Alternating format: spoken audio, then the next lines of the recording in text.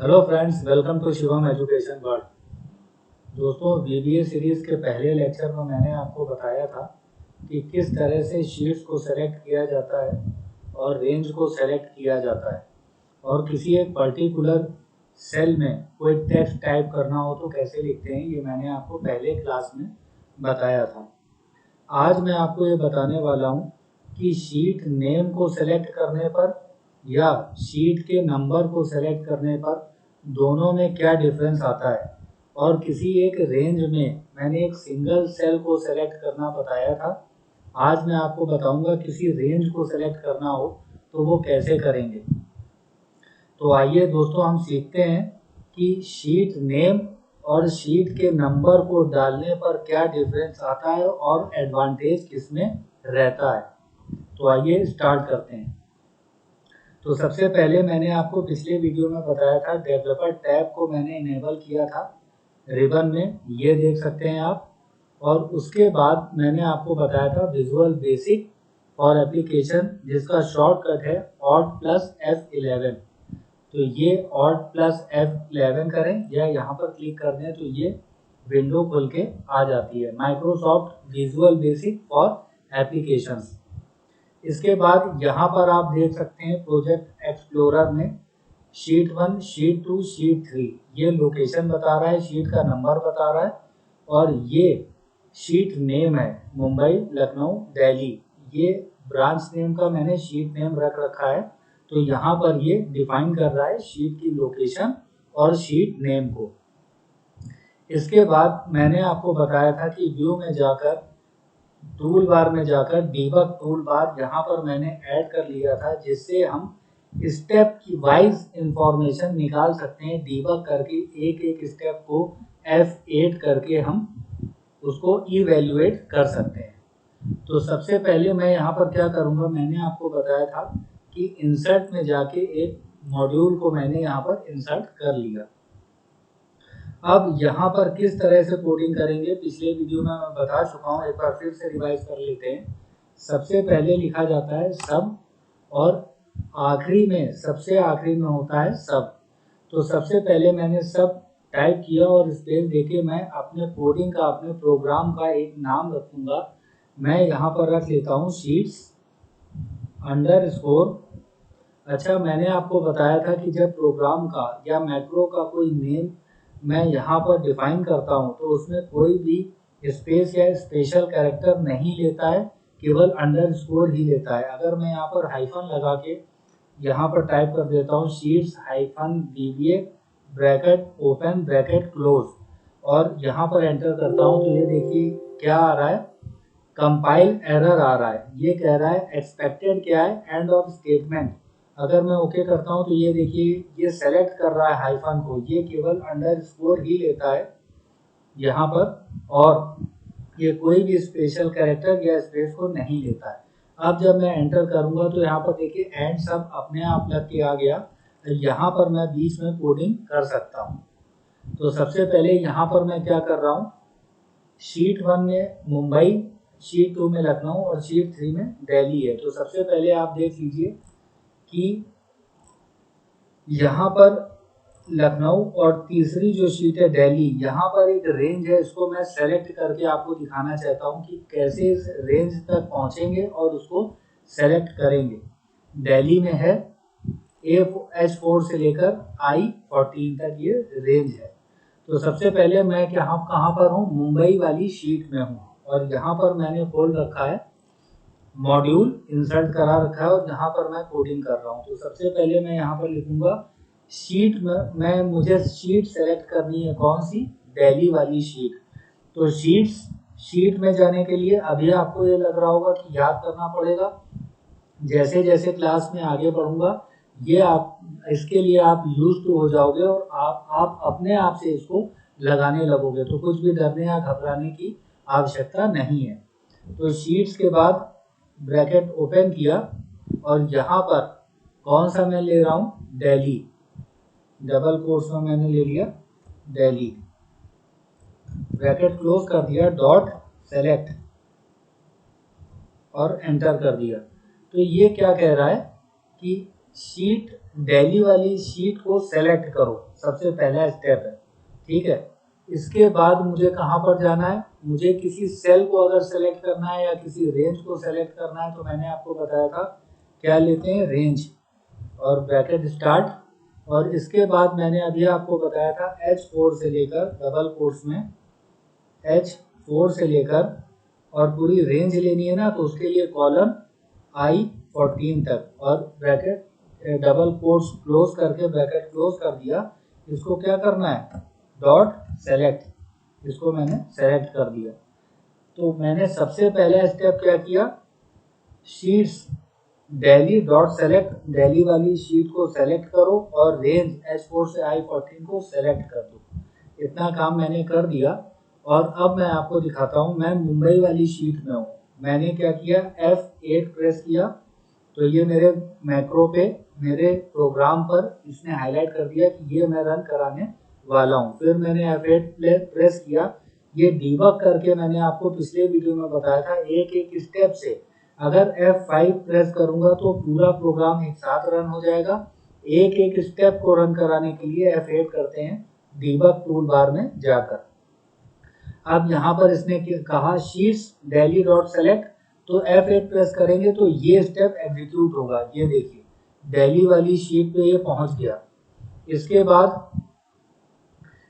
अब अगला स्टेप क्या है, रेंज H4 से I14 डॉट सेलेक्ट, इसको सेलेक्ट करो। तो F8 मैंने प्रेस किया तो ये देखिए ये रेंज सेलेक्ट होकर आ गई, ये सेलेक्ट हो गया। अब फिर से F8 करूंगा तो ये पूरा प्रोग्राम मेरा रन हो गया।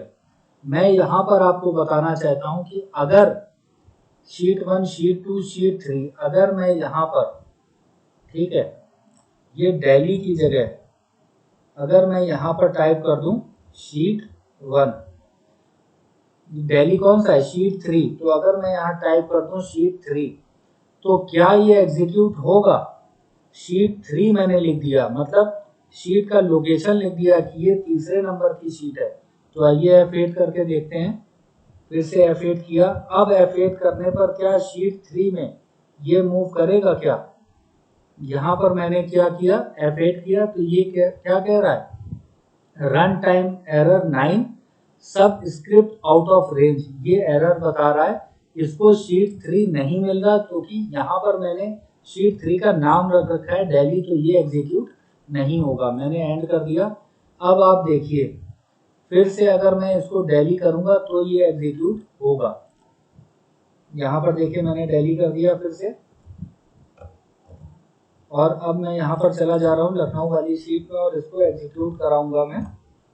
यहाँ पर देखिए F8 मैंने किया, F8 किया, फिर से F8 किया तो ये दिल्ली वाली शीट में चला गया। लेकिन जब इन शीट 3 लिख रहा हूँ तो ये एग्जीक्यूट नहीं हो रहा है। लेकिन मैं आपको एक और मेथड बताने वाला हूँ, ये पूरे को डबल कोट्स के अंदर जो शीट नेम लिखा है इसको हटा के अगर मैं क्या कर देता हूँ, अगर मैं लिख देता हूँ शीट 3, मतलब शीट 3 नहीं, केवल नंबर 3, तो देखिए क्या होगा। अब मैं यहाँ चला जा रहा हूँ मुंबई वाली शीट में और अब मैं फिर से इसको F8 करा रहा हूँ। मैं मुंबई वाली शीट में गया, ठीक है, और यहाँ से मैं इसको रन करा रहा हूँ। मैंने क्या किया है, शीट 3 मतलब शीट नंबर जो 3 है उसको सेलेक्ट करो, फिर रेंज को सेलेक्ट करो। तो F8 प्रेस किया। अब देखिए यहाँ शीट्स में मैंने क्या लिखा है, दिल्ली नहीं लिखा है, मैंने 3 लिखा है। F8 कराऊंगा तो ये देखिए एग्जीक्यूट हो गया, ये एग्जीक्यूट होकर आ गया, दिल्ली में मूव कर गया और रेंज को भी इसने सेलेक्ट कर दिया।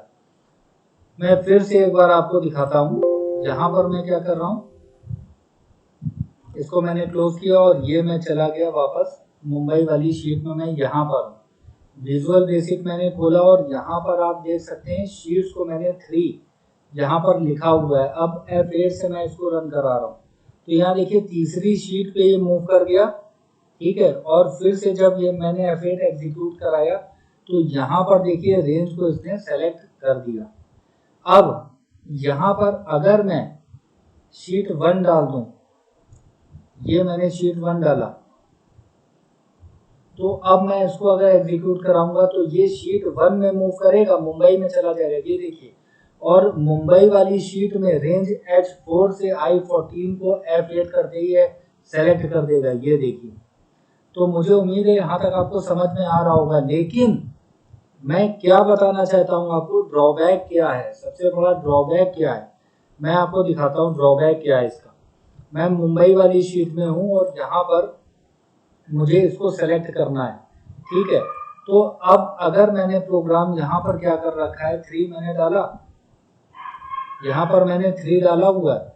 अब इसको एग्जीक्यूट करा के देखिए जरा, शीट 3 डॉट सेलेक्ट, तो ये दिल्ली की शीट में चला गया। रेंज सेलेक्ट करो तो इसने सेलेक्ट करा, पूरा प्रोग्राम मेरा रन होकर आ गया। लेकिन अगर कोई फाइल कॉर्पोरेट में क्या होता है, ऑफिसेज में क्या होता है, मल्टीपल यूजर एक फाइल को यूज करते हैं या वो शेयरिंग फाइल होती है, आप भी वर्क करो मैं भी वर्क करूंगा, सारे लोग उसमें वर्क करते हैं और डेटा जो होता है वो जाता है, एचओ जाता है और वहां पर जो हमारे सीनियर होते हैं वो उसको डेटा को एनालाइज करते हैं, डेटा को समराइज करते हैं और अपने हिसाब से वो रिपोर्टिंग जनरेट करते हैं और आगे फॉरवर्ड करते हैं। तो जब शेयरिंग फाइल होती है या एक फाइल में मल्टीपल यूजर उसमें काम करते हैं, अलग अलग ब्रांच का अलग अलग डिपार्टमेंट का डेटा अपना फीड करते हैं, तो किसी और यूजर ने अगर ये देखिए ये मूवमेंट करा दिया, दिल्ली उठा के शीट नंबर 1 में लोकेशन रख दिया है, ठीक है, ये क्या कर दिया, दिल्ली उठा के यहाँ ट्रांसफर कर दिया या यहाँ ट्रांसफर कर दिया, यहाँ पर मूवमेंट करा दिया, मान लीजिए दिल्ली को सेकेंड नंबर पे ले आए या दिल्ली का मूवमेंट करा दिया फर्स्ट नंबर पे ले आए। अब मुझे वही टास्क एग्जीक्यूट कराना है, कौन सा टास्क एग्जीक्यूट कराना है, जो मैंने प्रोग्रामिंग कर रखा है। तो विजुअल बेसिक में जब मैं जाऊंगा यहाँ पर देखिए, अब अगर मैं इसको एग्जीक्यूट कराऊं, क्या उसी टास्क को दिल्ली वाली शीट में जाके रेंज को सेलेक्ट करो तो क्या ये करेगा, ध्यान दीजिए। F8 मैंने किया, प्रोग्राम के नेम पर आ गया, F8 किया, पहले स्टेप में आ गया शीट 3 डॉट सेलेक्ट, तीसरी वाली शीट को सेलेक्ट करो, तो क्या है दिल्ली वाली शीट को सेलेक्ट करेगा, नहीं, ये तीसरी सीट लखनऊ में मूव कर गया। अब लखनऊ की शीट में रेंज H4 से I14 को सेलेक्ट करेगा F8 करते ही, ये देखिए कर दिया।